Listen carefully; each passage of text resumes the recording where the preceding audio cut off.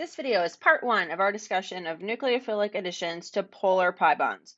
Part one will involve strong, like really strong nucleophiles.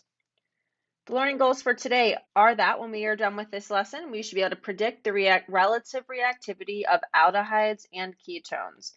Aldehydes and ketones both contain that carbonyl functionality and only differ in the ketone containing two alkyl groups bonded to the carbonyl carbon, as opposed to one of the groups bonded to the carbonyl carbon of an aldehyde being a hydrogen atom. We will be able to predict the products of nucleophilic additions to aldehydes, ketones, nitriles, and imines. Oh my goodness, some nitrogen. And not only will we predict the products of these reactions, we will propose complete curved arrow mechanisms to describe these transformations. Let's get started. We have already learned about addition reactions to nonpolar pi bonds. Let's take a moment to review the patterns of reactivity and consider how polar pi bonds may react compared to nonpolar pi bonds. If you'd like to take a moment and fill in this chart yourself, that is certainly advised. One example of a nonpolar pi bond would be an alkene. The highest energy occupied molecular orbital of an alkene is pi. So the pi electrons in that carbon-carbon double bond represent the highest energy filled molecular orbitals. The LUMO for an alkene is pi star Cc. Do you recall if alkenes donated or accepted electrons? Well, if the alkene acted as a nucleophile, it would use its highest energy electrons. If it reacted as an electrophile, it would use its lowest energy empty orbital. Now, sometimes alkenes reacted as both electrophiles and nucleophiles. That was discussed in chapter 12. But when we first encountered electrophilic additions to alkenes, we learned that alkenes typically act as donors, as nucleophiles. If we considered potentially high energy electrons, non-bonding electron pairs, and pi electrons are the two possibilities. Thus, alkenes underwent electrophilic addition reactions, where overall 2 atoms were added across the 2 carbons of the alkene. This type of mechanism was described in chapter 11. So electrophilic addition reactions via carbocations. Today we will start our great journey of learning about how polar pi bonds react. So whereas an alkene, a carbon-carbon double bond, represented a nonpolar pi bond, pi bonds between atoms with different electronegativity may represent polar pi bonds. Just in case you need this. Here are some examples of potentially polar pi bonds: carbon-oxygen pi bond and carbon-nitrogen pi bond. The highest energy filled molecular orbital for these polar pi bond containing functional groups will be the non-bonding electrons on oxygen, right? Those would be potentially high energy. Or nitrogen if the polar pi bond contains nitrogen. The lowest energy empty orbitals would be the pi star CO, pi star CN orbitals. We learned that pi star CX orbitals are excellent acceptors, especially compared to pi star CC, which is not an excellent acceptor. So either by rationalizing the reactivity based on frontier molecular orbital theory, where pi star CO is a low energy empty orbital, or by simply assigning the partial charges to the atoms of the polar pi bond, we can rationalize that polar pi bonds will undergo a completely different type of reactivity. They undergo nucleophilic addition reactions, where they accept electrons into pi star CX, where X can be oxygen or nitrogen. So whereas nonpolar pi bonds typically behaved as electron-rich species, they donated electrons. Polar pi bonds behave as electron-poor species, electrophiles. They accept electrons. All right, now that we have that overview, let's start to look at some specific polar pi bond containing functional groups.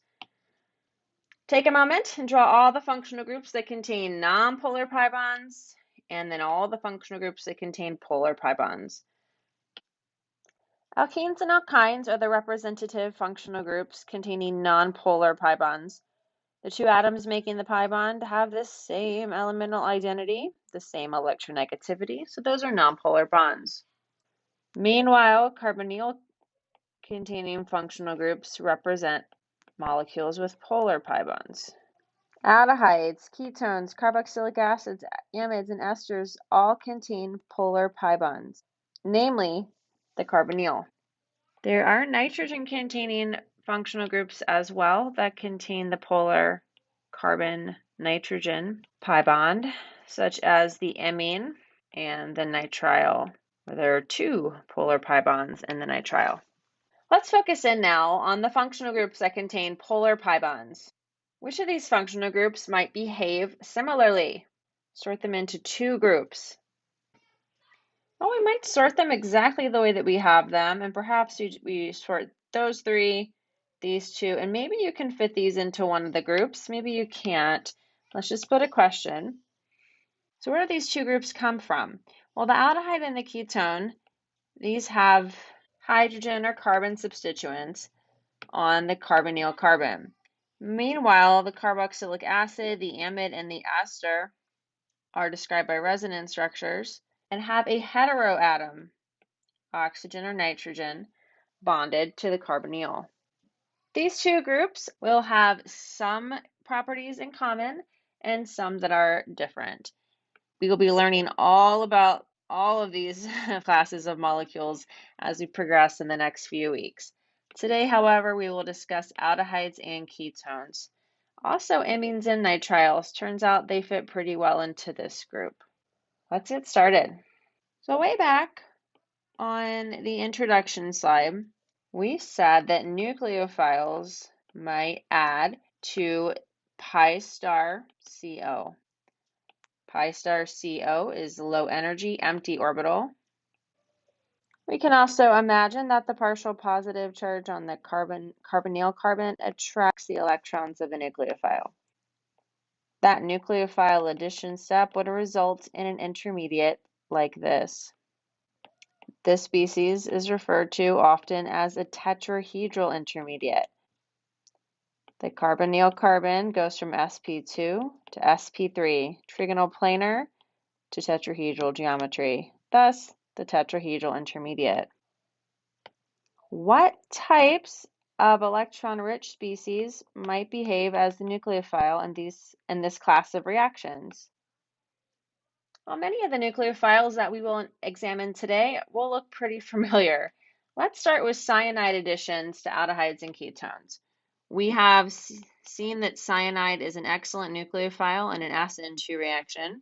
Cyanide will also be an excellent nucleophile for additions to carbonyl compounds. It is observed that when benzaldehyde is treated with potassium cyanide in the presence of water, this cyanohydrin is formed. Cyanohydrin is referring to cyano, the nitrile, hydrin, the alcohol. From reactions to products, we see that pi CO is broken, sigma CH and sigma OH bonds are made. So the overall transformation is that benzaldehyde is converted to a cyanohydrin when treated with potassium cyanide under aqueous conditions.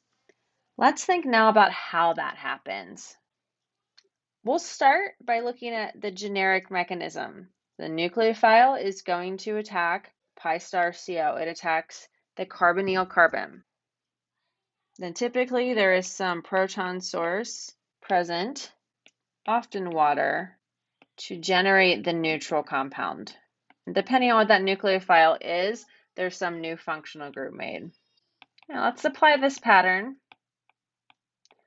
Nucleophile addition and then proton transfer to the particular case at hand, which is cyanide reacting with an aldehyde.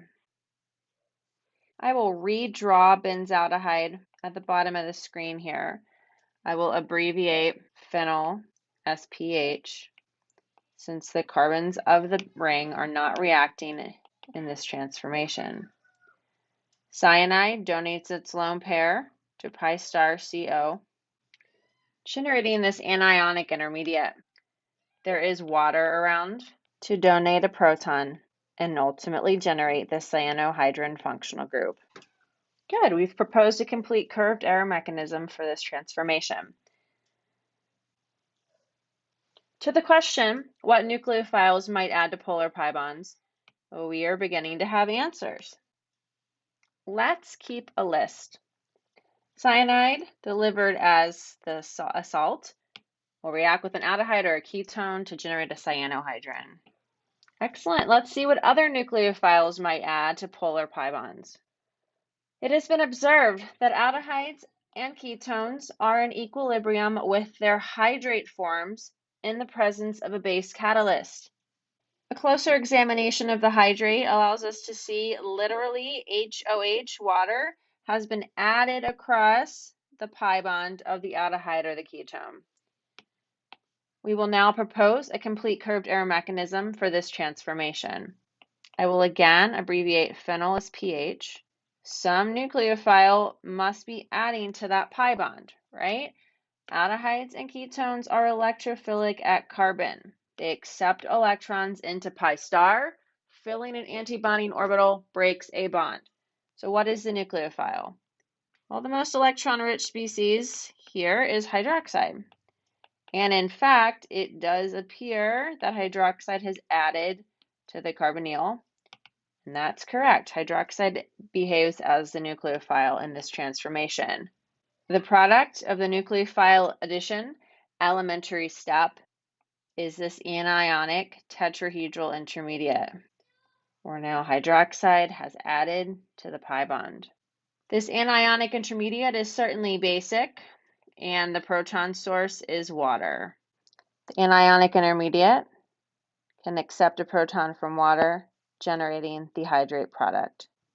Excellent. Before you move on, please convince yourself that this reaction, this transformation, represents the same pattern as this transformation. It's just swapping cyanide for hydroxide, but the pattern is the same. So convince yourself of that, and then let's go ahead and add this reaction to our chart.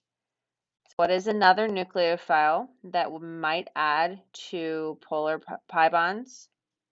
Yeah, hydroxide. When sodium hydroxide or hydroxide adds to an aldehyde or a ketone, it will generate this hydrate. First, by a nucleophile addition step, and then by a proton transfer reaction to generate the neutral compound. This is fun, and it follows a pattern, and recognizing that pattern will really help us to avoid memorization. Everyone remembers that cyanide and hydroxide are nucleophilic species from the SN2 reaction. But even if you don't, they are electron rich, and those look like pretty high energy pairs of electrons. High energy pairs of electrons are good nucleophiles. They're reactive. So we can predict that they react to polar pi bonds. That said, not all aldehydes or ketones react with hydroxide to the same extent. In other words, depending on the chemical identity of the R groups, the equilibrium constant for hydrate formation will vary for different aldehydes and ketones. As a quick reminder, the equilibrium constant is equal to the concentration of the products of the reaction over the concentration of the reactants of the reaction. When the equilibrium constant is greater than 1, that means that the products, in this case the hydrate, is favored at equilibrium. When the equilibrium constant is less than 1, this means that the reactants, the carbonyl compound, either the aldehyde or the ketone, is favored at equilibrium. Taking a look at the data in this figure, we see that the equilibrium constant varies quite a bit for different aldehydes and ketones. At the top of the list, the hydrate is favored with large equilibrium constants. At the bottom of the list, however, the carbonyl form, so the ketone or the aldehyde, is favored. Super small equilibrium constants here, 10 to the negative 6. So really, for acetophenone, That's the name of this ketone, acetophenone. There's virtually no hydrate or very, very little hydrate in solution. A quick timeout for some nomenclature. One means ketone. Acet means two carbons, one of which is the carbonyl carbon. So there's acetophenone, acetone, acetaldehyde. Excellent. That was a fun nomenclature detour. Let's now rationalize the relative equilibrium constants for these carbonyl-containing molecules. What trends do we see? Let's start by that. I'll start by listing the trends that we observe, and then we will try to explain them. So take a moment, just look at this data and list the trends that you observe. Right away, we observe that for the most part, aldehydes are more reactive than ketones. Many of the aldehydes on this chart actually favor the hydrate form at equilibrium. Whereas equilibrium constants for the ketones on this slide are much less than 1 because those compounds favor the carbonyl form at equilibrium. There is one exception. That seems to be the trifluoromethyl ketone. It has an equilibrium constant of 1 times 10 to the 6. That is much, much greater than 1. The hydrate is very much favored when this carbonyl compound is treated with water and some base catalyst. And that leads us to our second trend, which is that the more electronegative atoms that are bonded to the alpha carbons are adjacent to the carbonyl carbon. The more electronegative atoms bonded to the alpha carbon, the more hydrate is formed, the more reactive that carbonyl is. These two trends can be understood with a pretty similar explanation, which is that the more polar the pi bond is, the bigger the partial positive charge on carbon is.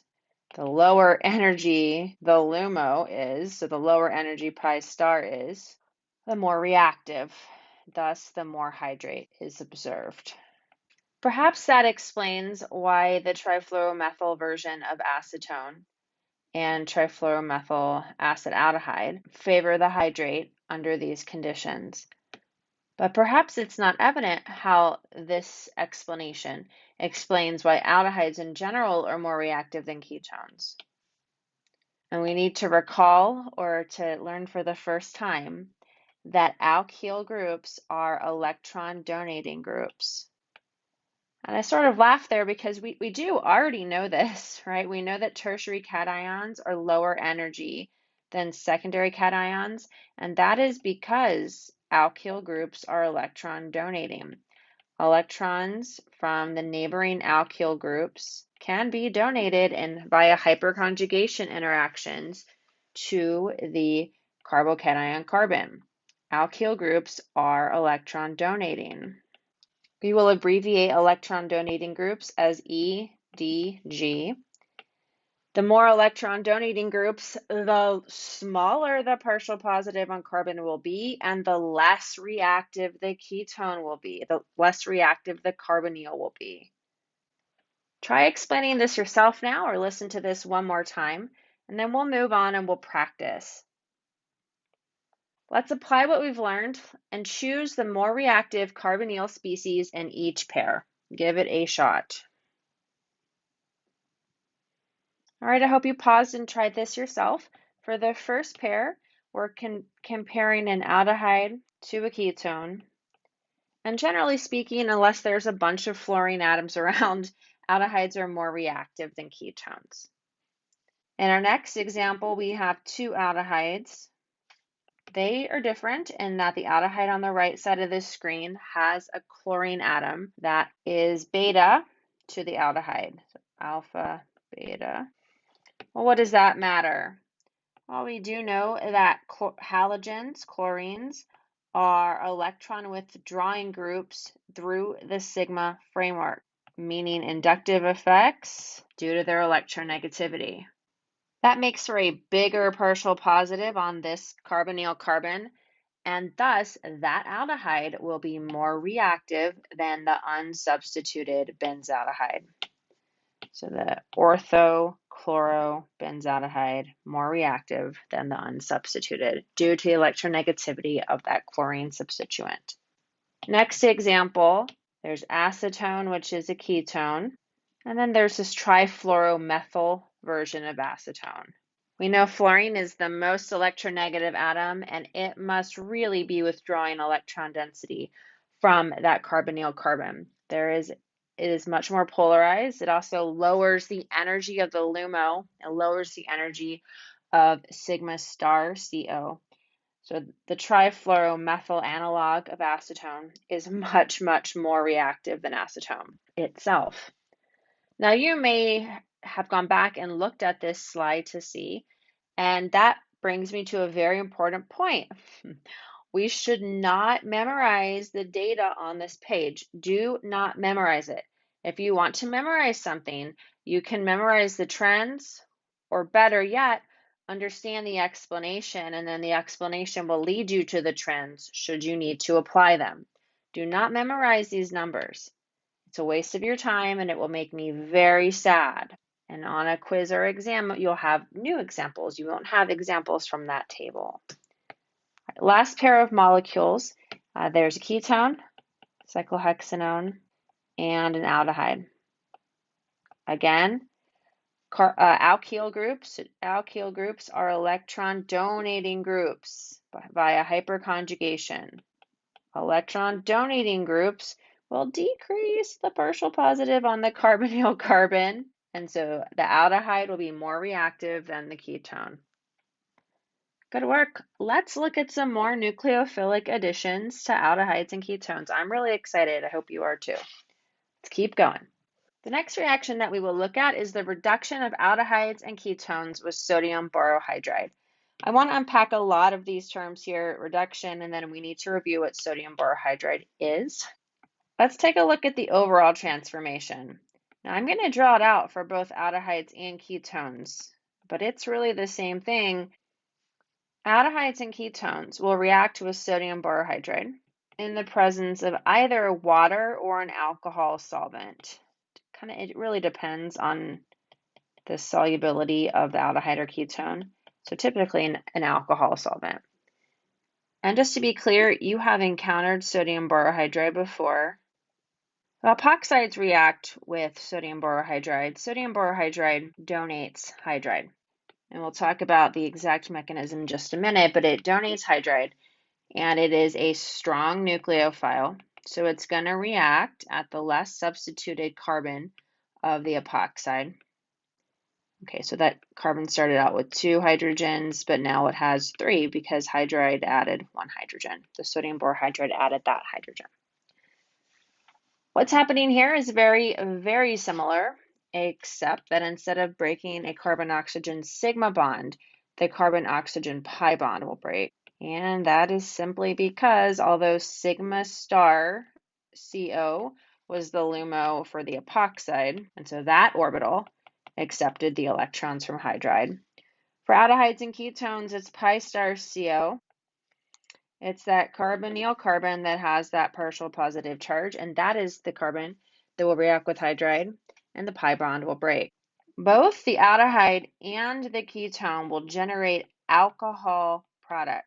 The only difference is that a primary alcohol will result from the aldehyde reacting with sodium borohydride, whereas a secondary alcohol will result from a ketone reacting with sodium borohydride. But the overall process is really exactly the same, so you don't want to, memorize these two processes separately because they go by the same mechanism. The OH and the CH bonds are made. Of course, the OH bond is pretty boring because we know how to make OH bonds. It's a proton transfer reaction. But the CH bond is exciting. The aldehyde and the ketone have been reduced. The number of bonds between carbon and oxygen has decreased. So it is a reduction reaction. If we just look down here at these examples, carbon dioxide is the most oxidized, 4 bonds, 2, 4 between carbon and oxygen. An ester or an acid would be next most oxidized, with 3 bonds between the carbon and oxygen. And then the least oxidized here would be the alcohol. So it's reduced. It has the fewest bonds between carbon and oxygen. Okay. So that's how we consider oxidation and reduction in organic chemistry. We're looking at the number of bonds to oxygen versus the number of bonds to carbon or hydrogen. So just as before, we're looking at a nucleophile adding, and then some proton source to ultimately generate 2 new bonds, the OH bond and the carbon nucleophile bond. For cyanide was the nucleophile, water delivered the proton.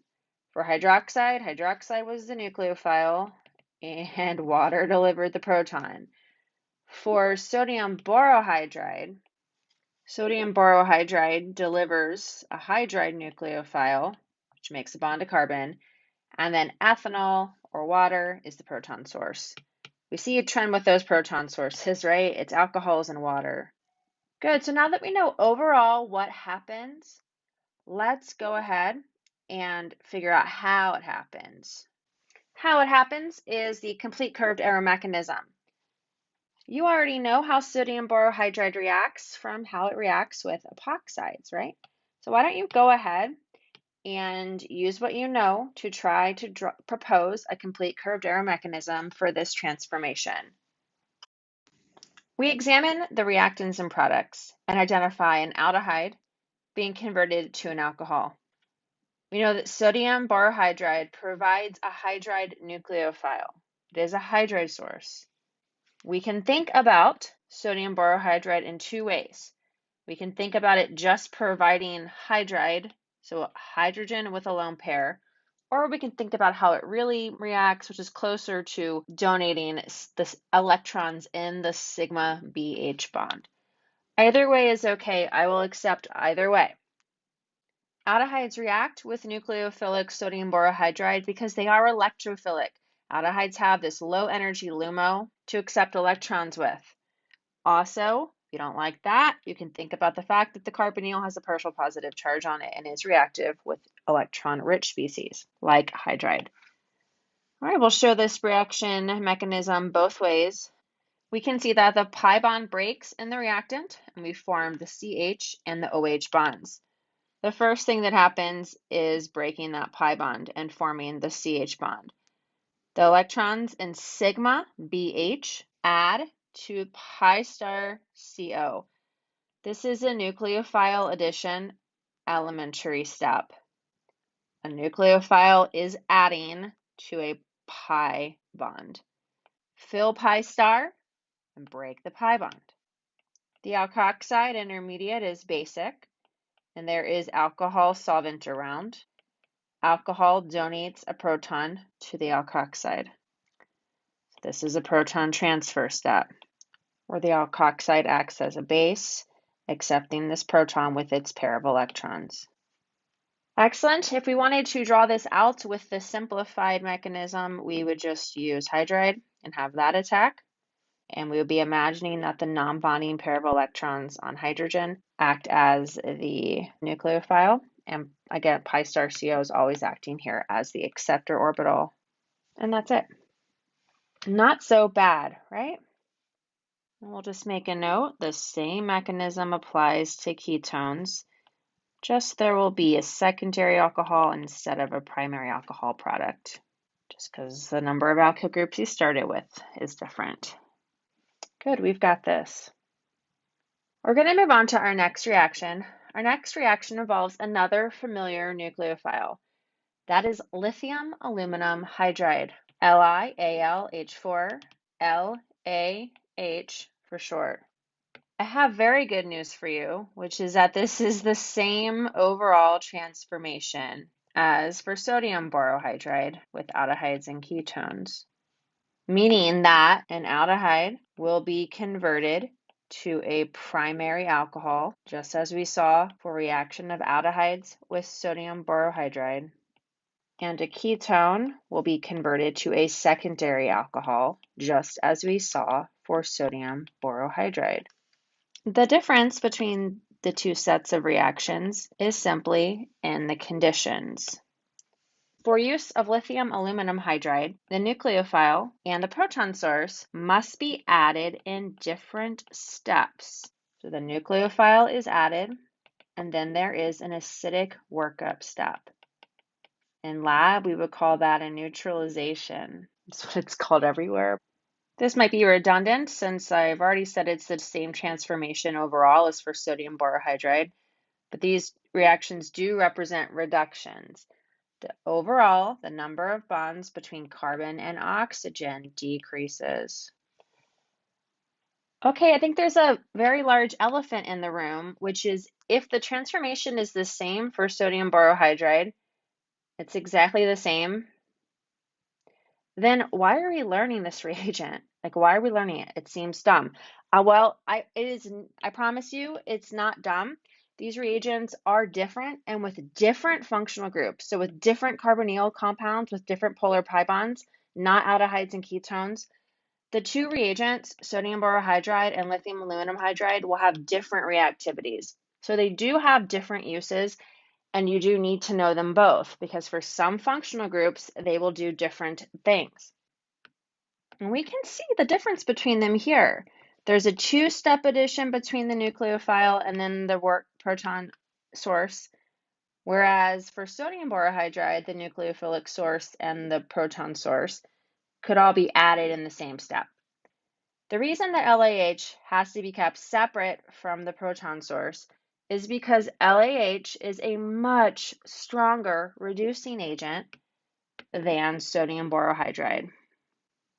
So although the strong nucleophile it provides is hydride, and then we have a proton source to generate the OH bond, lithium aluminum hydride is much more reactive. It's a much more powerful reducing agent than sodium borohydride. In fact, if we mixed up lithium aluminum hydride and water or an alcohol, what would happen irreversibly is that water would act as an acid, lithium aluminum hydride would act as a base, and would donate hydride to water. So that would generate hydrogen gas, hydroxide, that's coming from water, so let's map this out. Hydroxide, we could write water as HOH if we wanted to, but I'm being a bit lazy. Hydrogen gas, and then there'd be lithium ion, and then initially we'd have alane, AlH3, but then some complicated stuff it's going to happen. Hydroxide is going to react with it, blah, blah, blah. No one cares. The point is, lithium aluminum hydride would immediately and irreversibly, effectively, react with water because the hydrogen gas is going to evolve, right? It's going to bubble away, and hopefully, keep our fingers crossed, it does not ignite and catch on fire. So we do not want to expose lithium aluminum hydride to water. It's more reactive, and that's the main difference between it and sodium borohydride. And just to remind you, we are learning this because it will behave differently in other contexts than sodium borohydride. It's just that in this context, it behaves the same. Okay, let's go to our list before we do the mechanism. Hopefully I haven't lost everyone. I think we're all beginning to see how excited I get about organic chemistry. I'm sorry, I know it's really annoying. All right, so these two transformations are exactly the same. I guess that's why I'm an organic chemist, right? Because I think it's exciting. Hopefully you'll start to think it's exciting too. So hydride is a nucleophile. We're going to make that new bond. And then this aqueous acidic workup donates that proton. And then we can note that this is the same overall transformation. But because lithium aluminum hydride is more reactive, it involves two steps. Got to keep it separate from the proton source. For anyone who cares, remind me to tell you a story about lithium aluminum hydride, a real life story. Let's move on now to the mechanism for the reduction of aldehydes and ketones with lithium aluminum hydride. Again, we will investigate this with benzaldehyde, but it would behave exactly the same way with ketones. where a CH bond will be formed to the carbonyl carbon, and an OH bond will be formed at the oxygen, and that was formerly part of the carbonyl. It's just that you started out with two alkyl groups, you end up with two alkyl groups. So for ketones, secondary alcohols, and for aldehydes, primary alcohols, because we started out with one alkyl group and hydrogen, and they are maintained in the product. Otherwise, though, it's all the same. Lithium aluminum hydride donates the electrons in sigma ALH, the sigma electrons from the aluminum hydrogen bond, to pi star CO. Filling pi star breaks the pi bond. This represents a nucleophilic addition step. If we wanted to draw this simplified mechanism, and again, it's totally fine if you want to do this, we'll just show hydride donating a pair of electrons to pi star. That breaks the pi bond, so it's exactly the same. And it's okay if you want to do this. We know that lithium aluminum hydride is serving effectively to donate that hydride. Just as in the case of sodium borohydride, this nucleophilic addition step generates a carbon-hydrogen bond, breaks the pi bond, and results in an alkoxide intermediate. We know that alkoxides are basic, but at this point, there really is not a source of protons. So the alkoxide might coordinate to lithium. It might actually coordinate to the aluminum, and in fact, there's been a lot of studies of this, and so actually it does coordinate to the aluminum. I'm going to erase that in a second, but you can see it now. All right, and so that just sits there until the end of step one. So once you think that all of your lithium aluminum hydride has reacted, then it's time for the workup. Then it's time to really carefully neutralize with hydrochloric acid. So we'll just delete the aluminum. Really, that's what oxygen's up to until you add that acid. So of course, aqueous hydrochloric acid is actually hydronium. The hydrochloric acid reacts immediately with the water to produce hydronium and chloride. So that's the real acid in this solution. Those two species react in a proton transfer reaction to generate the final primary alcohol product. Take a minute and be sure you understand how both of the new bonds have been made. Take another minute and make sure you understand how this is exactly the same as the mechanism for sodium borohydride, except that for lithium aluminum hydride, the alkoxide intermediate waits until the neutralization happens, until another reagent, aqueous hydrochloric acid or aqueous sulfuric acid, if you please, just some aqueous acid is added to neutralize it, and added carefully. Are you ready to learn some more reactions of strong nucleophiles with aldehydes and ketones? Yes, you are. We only have a few more left to go, and we can do it. I think we should just take maybe a second to list the nucleophiles that we've learned today and just remind ourselves or convince ourselves that these are strong nucleophiles. So we've looked at hydride coming from either sodium borohydride or lithium aluminum hydride. Hydride is a really strong conjugate base, right? It'd be the conjugate base of hydrogen. How do you feel about hydrogen gas? Good acid or a bad acid? Yeah, it's a really weak acid. So hydride is a really strong conjugate base, and it's a strong nucleophile. It's really reactive. Hydroxide is also quite basic, so it is also a strong nucleophile in these reactions. And finally, we know from studying the SN2 reaction that cyanide is quite nucleophilic. So these are all strong nucleophiles reacting with carbonyl compounds. We're going to add a new source of a strong nucleophile into the mix. We'll discuss Grignard reagents. Grignard reagents have carbon-magnesium bonds. I'm going to give you an example of a Grignard reagent. It is this one. These are called organometallic reagents. There is a bond between something organo, carbon, and a metal, in this case, magnesium. Now, I should say that this is not purely a covalent bond. It really is somewhere in between the two extremes.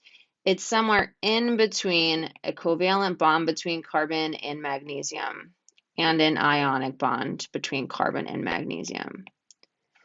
But either way, Grignard reagents are nucleophilic sources of carbon. So perhaps we would go ahead and represent this species with a partial negative charge on carbon. It's a source of nucleophilic carbon. The carbon that is shown bonded to magnesium will be nucleophilic. It will behave like a carbanion. Just like for lithium aluminum hydride and sodium borohydride, they behaved like hydride. We want to keep that in mind as we study these reagents. Just like hydride from lithium aluminum hydride was a very strong nucleophile and very basic and needed to be kept apart from water and alcohol. The same is true of Grignard reagents. They behave like carbanions. Think about what the pKa of this proton is. It's very high, right? It's very high.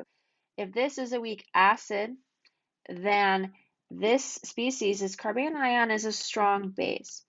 So Grignard reagents must be kept away from water. So just like lithium aluminum hydride, there will be a separate workup step.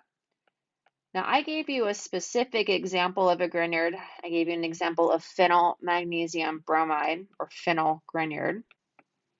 And I should say other halogens can be used here as well. This could be chloride or iodide. It really does not matter. It's the carbon magnesium part that matters the most. The generic representation of a Grignard reagent will be R prime or R. I'm going to use R prime here since I already have R's in my generic aldehyde and ketone. So R prime MgBr, that is the generic representation of a ketone. Let's use that in our generic reaction schemes. The nucleophilic carbanion will add to the carbonyl carbon. In the case of the aldehyde, after workup, this generates a secondary alcohol. In the case of the ketone, which starts out with two alkyl groups, after workup, this generates a tertiary alcohol.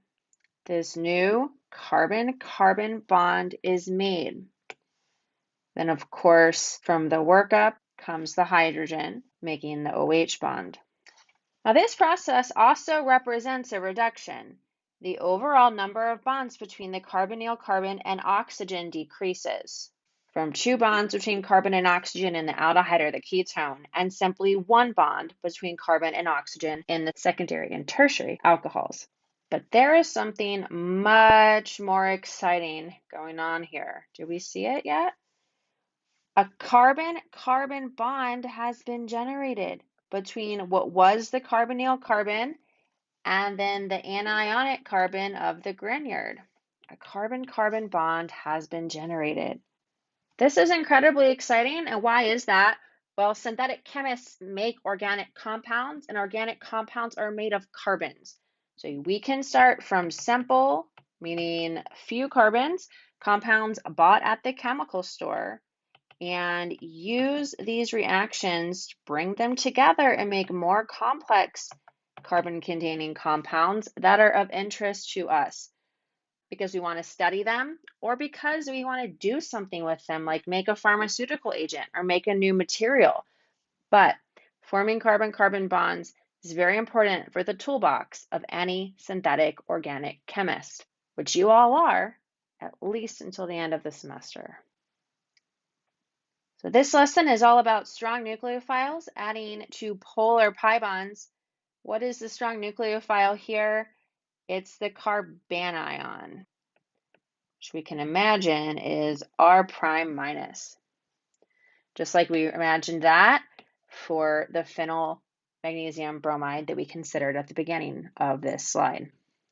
One more time, again, a separate workup step is needed because carbanions are basic. They're very basic. They are very strong conjugate bases of very weak acids. So if a carbanion or a Grignard reagent were to be exposed to water, it will immediately and effectively irreversibly deprotonate water, generating a very boring hydrocarbon. Boring. We made a CH bond. We definitely did not want to do that. And hydroxide. Now that we understand the overall transformation, we understand what a Grignard reagent is, we understand it needs a separate workup step because it's a strong base. Let's write that down. We're going to move on now to draw the complete curved arrow mechanism of how Grignard reagents react with aldehydes and ketones. Now I'm using the same boring aldehyde over and over and over again, but remember there is a wide diversity of aldehydes and ketones that are present in nature and that you might encounter in your studies. There is also a wide diversity of Grignard reagents that can be purchased or made. So we'll work through this mechanism together, but I would really like for you on your own later to try the mechanism at the top that involves a ketone. It will be the same mechanism, the same steps, just the molecule is going to look a little bit different. We can identify the bonds that are broken in the reactants and made in the products. We might also map the atoms from the reactants to those in the products. Finding or numbering our carbons in the reactants and products will help us sometimes to propose complete curved arrow mechanisms. There are two ways that we could show this mechanism. We could show the electrons in the carbon magnesium sigma bond being donated to pi star CO, breaking that pi bond. This represents a nucleophile addition step, where some nucleophile adds to and breaks the pi bond, resulting in this anionic tetrahedral intermediate. This species is a basic alkoxide. However, there are no proton sources in solution. It's just the Grignard reagent. There are no proton sources. That is because proton sources are incompatible with Grignard reagents and other very basic reagents. Once all of the starting aldehyde has reacted with the Grignard reagent to form the alkoxide intermediate, then neutralization with hydrochloric acid can occur. In lab, imagine that you carefully add dropwise hydrochloric acid to the solution of the anionic intermediate until it is all neutralized. The basic alkoxide reacts with the acidic hydronium ion to generate the secondary alcohol in a proton transfer step. That's it. Once again, nucleophile addition, proton transfer. Those two elementary steps occur in this overall transformation. We can add anionic Grignard reagents to the list of strong nucleophiles that react with aldehydes and ketones. Like LAH addition, this transformation will take place in two steps with a proton source introduced after the anionic nucleophile has reacted with the carbonyl compound. This process represents another overall reduction reaction where the aldehyde or ketone started out with two bonds between the carbonyl carbon and oxygen and ends up with one bond. And what's even more exciting is this carbon-carbon bond that's formed. We'll continue discussing additions of carbanion-like species to aldehydes and ketones. Organolithium reagents are similar to Grignard reagents. Whereas a Grignard reagent involves a carbon-magnesium bond, an organolithium reagent involves a carbon-lithium bond. Here is phenyl magnesium bromide or phenyl Grignard. Here is phenyl lithium. Again, carbon magnesium bond versus a carbon lithium bond. Just like Grignard reagents, these organolithium reagents are quite anionic. They have a lot of carbanion character. In fact, organolithium reagents are even more basic, even more reactive than Grignard reagents. And we will soon learn the consequences of this. However, today, aldehydes and ketones will behave the same way with organolithium reagents that they did with Grignard reagents. Just like for the Grignard reagent, so I showed the carbon-magnesium bond donating electrons. We could have also shown this Grignard reagent as a carbanion and had the lone pair on carbon donating electrons. What the Grignard reagent really looks like is really somewhere in between these two pictures. It's the same thing for the organolithium reagent. It's somewhere in between these two covalent and ionic descriptions. An aldehyde is treated with an organolithium reagent, delivering a carbanion nucleophile, followed by an acidic workup to make these two new bonds, one of which is a carbon-carbon bond, yay, generating a secondary alcohol. Whereas a ketone, which already has two alkyl groups on the carbonyl carbon, reacts with the organolithium reagent, followed by neutralization to generate a tertiary alcohol, installing one new carbon-carbon bond and an OH bond, just like for the aldehyde. This process is the same as for overall is the same as for a Grignard reagent. The strong nucleophile and the proton source must be delivered in separate steps because organolithium reagents are really basic. They're even more basic than Grignard reagents. Let's take a moment and propose a complete curved error mechanism for this transformation. Please pause and do this yourself. You are ready to try. That's the first thing that we want to do is to identify functional groups and ask ourselves what are these reagents? Are they electron rich? Are they electron poor? Are they acids? Are they bases? The electrophilic aldehyde reacts with the strong organolithium nucleophile to generate a secondary alcohol. The CO pi bond is broken, the OH and carbon-carbon sigma bonds are made in this overall transformation. To be careful, we will number the carbons to be sure that we don't lose any inadvertently when drawing the curved arrow mechanism. Electrons from the electron-rich carbon that is bonded to lithium, the carbanion-like carbon, attack pi star CO, that delta positive on the carbonyl carbon, in a nucleophile addition step. This generates a new carbon-carbon bond and an anionic alkoxide intermediate. We could have simplified the organolithium reagent and drawn it as a carbanion. That is acceptable. And if we had done so, we would have shown a lone pair from carbon, so electrons from carbon, attacking pi star CO the same way and breaking that pi bond. Either way, the same alkoxide intermediate is generated. That alkoxide intermediate is basic. However, there is no proton source. The proton source is generated once the chemist is sure that all of the aldehyde has reacted with the organolithium reagent.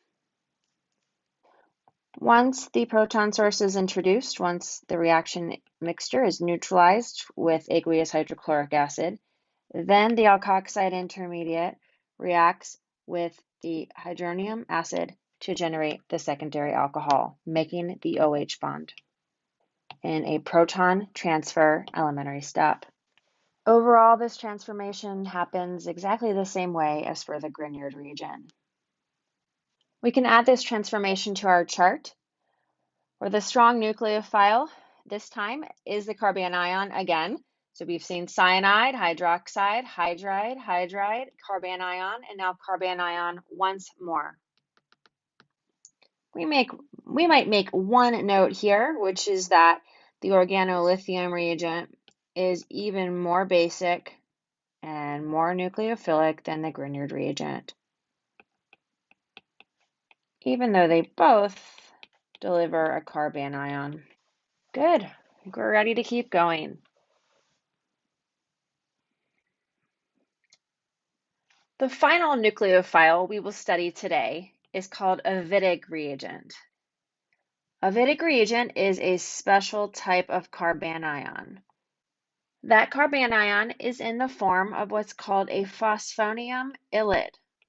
An ylide refers to a molecule with a positive and negative charge. The phosphonium ylide is stabilized by the positive charge on phosphorus adjacent to the negative charge of the carbanion.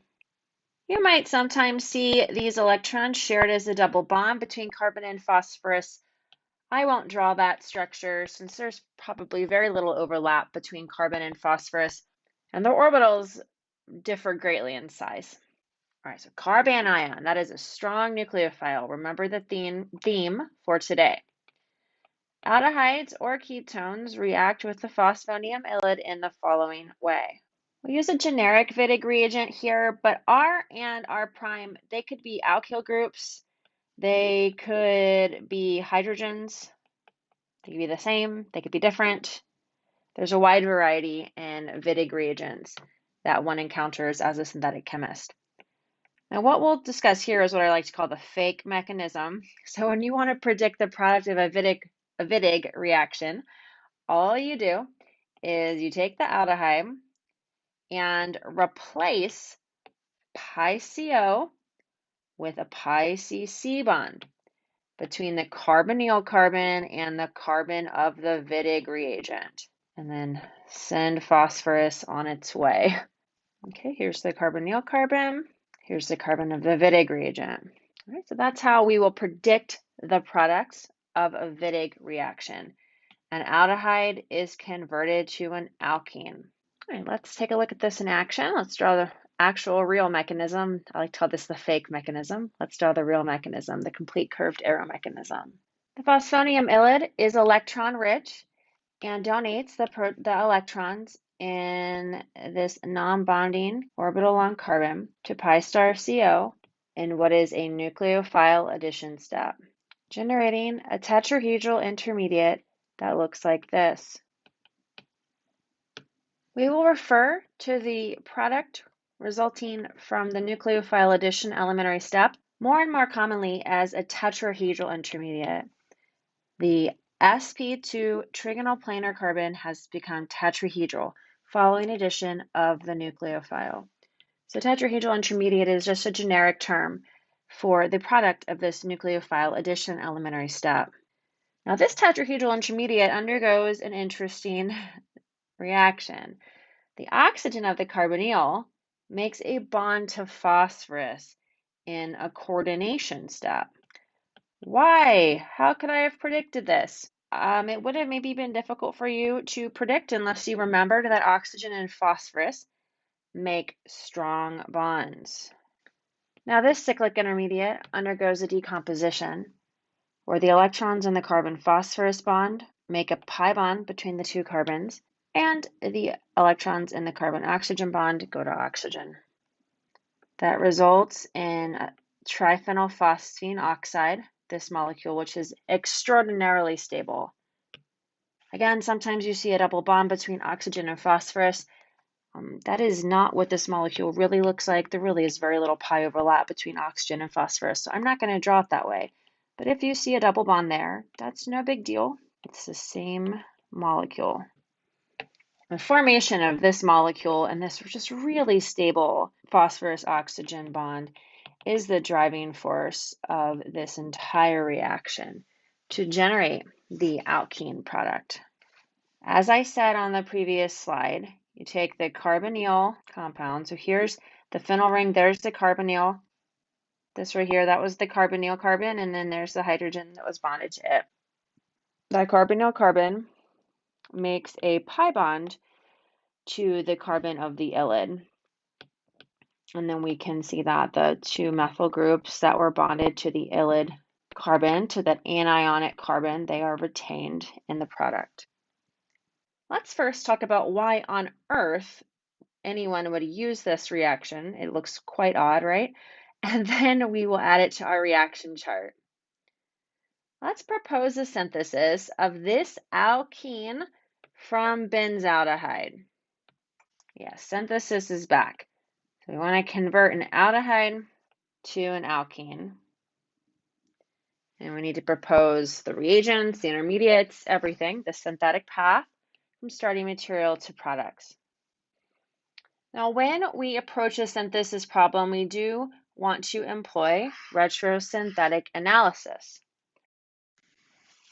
For time's sake, since this video is quite long, I am going to move through this part quite quickly. But you might pause now and try a full retrosynthetic analysis on your own. We know that alkenes can be made via elimination reactions. There are two methods that come to mind right away for generating this alkene. The first is E2 elimination of an alkyl halide using a strong base with a conjugate acid as the solvent. The second is elimination of water across the two carbons that become the alkene, following generation of a water leaving group with concentrated sulfuric or phosphoric acid. There is one big problem here, which is that the desired product is the cis alkene, and the E1 and the E2 will actually lead to the transalkene as the major product, since the transalkene is more stable.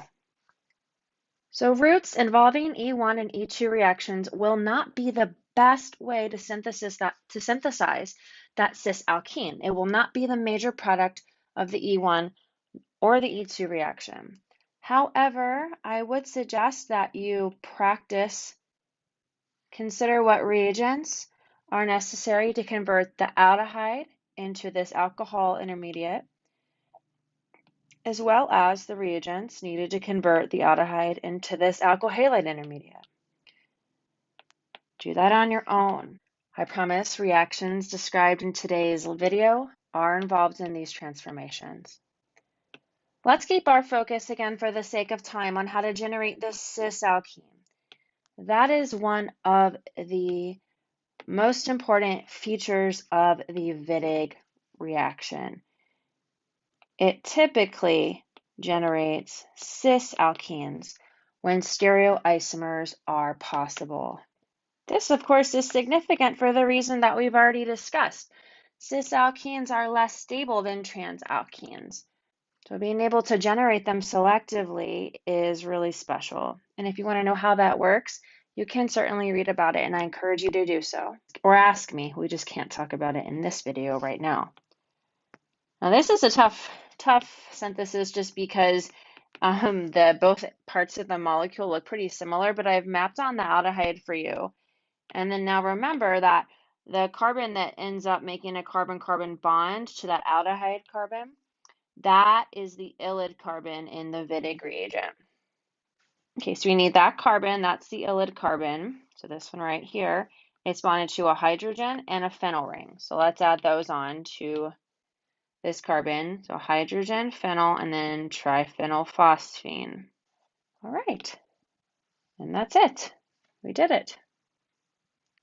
So Wittig reagents and Wittig reactions seemed a bit odd, but they are methods for generating cis alkenes from aldehydes. Let's add this reaction to the chart that we started. Wittig reagents are more mild than Grignard's and organolithium reagents, but you still want to avoid exposure to water or other proton sources. And then we want to write our note. So we went from an aldehyde or a ketone, works with ketones too, to generate an alkene. We can map on the carbons here. And cis alkenes are favored over trans alkenes when di-substituted alkene products are formed. Excellent work. Now we have a list of all of these strong nucleophiles that we've discussed today that add to polar pi bonds. But of course, the polar pi bonds described on this slide are just aldehydes and ketones, the polar carbonyl, the polar CO double bond of aldehydes and ketones. However, we know that other polar pi bond containing functional groups will react with strong nucleophiles as well. Before the end of this video, let's quickly touch on the reactivity of imines. This looks like the nitrogen version of an aldehyde or a ketone. Nitriles, where there's a triple bond between carbon and nitrogen. And we'll quickly take a look at how carbon dioxide reacts with some of these reagents. Later, we will discuss carbonyl containing compounds with X, a heteroatom, such as any of these. So acid chlorides, esters, acids, and amide functional groups. Later, not today. Let's get started. Let's wrap this up, right? So if you can, pause, predict the product of the following reaction. Having the polar carbon-nitrogen double bond gives the imine similar reactivity to, but overall it is less reactive than aldehydes and ketones. It is overall less reactive than aldehydes and ketones because nitrogen is less electronegative than oxygen. So this partial positive on the imine version of the carbonyl carbon is just smaller. That carbon is less electrophilic, it's less electron poor, and it is less reactive than the aldehyde. That said, imines do react with sodium borohydride. Sodium borohydride will donate hydride, a strong nucleophile, to the pi star accepting orbital of the imine. The imine still has this low energy, empty orbital with which it can accept electrons. Ethanol is the proton source. It will protonate the resulting anionic nitrogen, generating that bond. So pi bond broken, CH bond made, NH bond made. The mechanism for this reaction is exactly what you would expect. Hydride, or the sigma electrons in the boron hydrogen bond, attack pi star Cn, breaking the pi bond. That leads to this very basic anionic intermediate. In fact, it's the conjugate base of an imine, which has a pKa of 35. So this species is a strong conjugate base and accepts a proton from ethanol to generate the final amine product. Imines have carbon-nitrogen double bonds.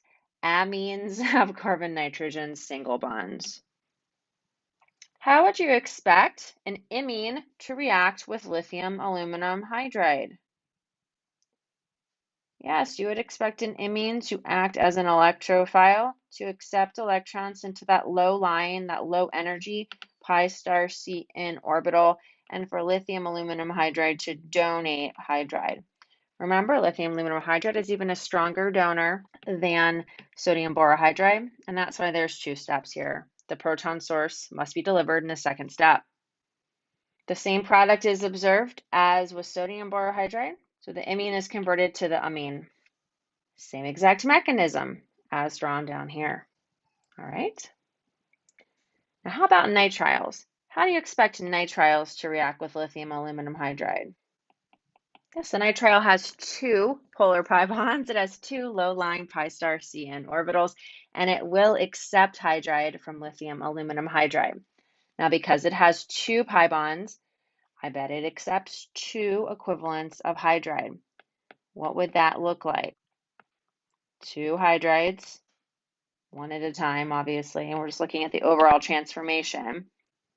And then two hydrogen atoms on the nitrogen to make a neutral nitrogen atom from the neutralization. So break both pi bonds and then make these four bonds, where these hydrogen atoms were added as hydride and these were added as protons. The first addition of nucleophilic hydride to pi star Cn generates this anionic intermediate. This intermediate can react with another equivalent of lithium aluminum hydride. Again, the electrons in the sigma aluminum hydrogen bond, or you can just simplify and imagine it's a lone pair on hydrogen, on hydride. Attack pi star Cn, breaking the pi bond. Now, yikes, this generates a doubly anionic, super high energy intermediate. Now, of course, I've oversimplified it a bit. You know, this nitrogen is probably coordinating to aluminum. There's a lot going on. There's aluminum, there's lithium. So this intermediate is stabilized, but it really is not a localized 2- charge on nitrogen, but it is really, really high energy. And so it requires this strong reducing agent, this very reactive, very nucleophilic lithium aluminum hydride, for this reaction to occur. This reduction does not occur with sodium borohydride. Nitriles can only be reduced with the more reactive lithium aluminum hydride. Once this super high energy intermediate, which of course, again, there's aluminum, there's lithium, they're coordinating to nitrogen, we're not going to worry about it. Once this intermediate is formed, then the workup can take place, and there are two proton transfer reactions. Of course, if I ask you to draw a complete curved arrow mechanism, you should draw both of these proton transfer reactions. So I'll just write you show. I've showed several times today, and I know that you can follow the patterns that I have demonstrated. Wonderful. Almost done, almost done. Grignard reagents can react with nitriles as well. Give it a shot. I can give you a clue. The clue is that the Grignard actually is going to add only once. It's not going to add twice. Like we saw that lithium aluminum hydride added 2 equivalents to generate the amine. We should write that functional group down. So the nitrile was converted to an amine, nitrile amine. 2 equivalents of hydride were added, right? We showed them in pink right here. Only 1 equivalent of the Grignard reagent is going to add to the nitrile. So see if you can draw the product. This Grignard reagent is a source of anionic carbon. It is a source of a specific carbanion, which is stabilized by delocalization of charge. Okay, just keep that in mind anytime conjugation is at play. The nitrile is electrophilic. It has those 2 pi star Cn orbitals with which it can accept electrons. However, we said only 1 equivalent of Grignard reagent adds, so only 1 of these pi bonds is broken and 1 new carbon-carbon bond is made. Where this carbon, or I'm putting the X next to, is the cyanide and then imine carbon. All right, let's take a look at the mechanism. So the nucleophilic Grignard reagent adds to pi star Cn, filling up pi star, breaks the pi bond. This nucleophilic addition step generates this anionic intermediate. At that point, the solution can be neutralized, resulting in a proton transfer reaction leading to the imine product. I will point out you will learn imines are somewhat sensitive to aqueous acid, so you would be very careful when you did that workup. All right, make sure you've got it, and then we'll move on. The last reaction today will involve, again, a Grignard reagent. So I'm going to change this Grignard reagent just slightly. I'm not going to explain why, just wanted to change it. Okay, so we're going to use that Grignard reagent. Every time you encounter a Grignard reagent, you might draw out the anion that it delivers. And this way you can really think about which carbon is nucleophilic and then how many carbons are going to be added to whatever electrophile the Grignard is reacted with. We can draw out carbon dioxide. Kind of looks like a double carbonyl, right? Interesting. Then there's an aqueous workup. So you stop and predict the product. I'll give you one clue. That's that 1 equivalent of Grignard adds to carbon dioxide. So yes, carbon dioxide is an electrophile. It is electron poor. It accepts electron with its low energy empty pi star CO orbital. We can see the Grignard reagent attacking carbon dioxide here. Filling up pi star breaks the pi bond as indicated by this arrow. This nucleophilic addition step yields the carboxylate. Once all of the Grignard reagent has reacted with carbon dioxide and the nucleophilic addition step, then the solution can be neutralized with hydrochloric acid to generate a neutral carboxylic acid product. So when Grignard reagents are reacted with carbon dioxide, followed by neutralization, carboxylic acid functional groups are observed. Be sure that you list the reactions that were learned today.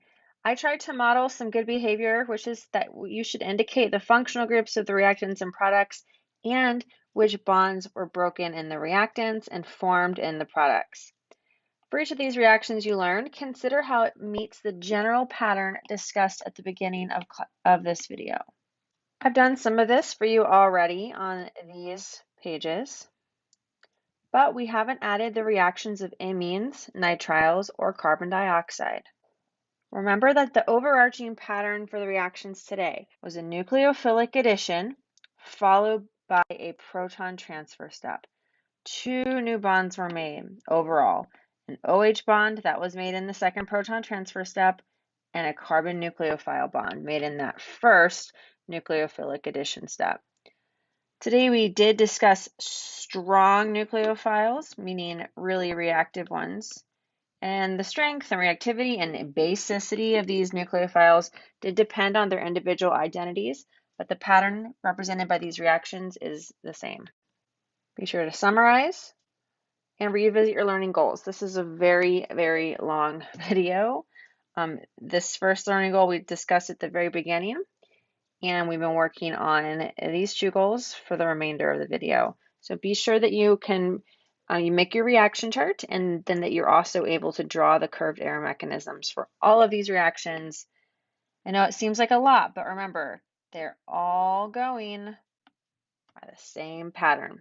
You can do it. Time to practice.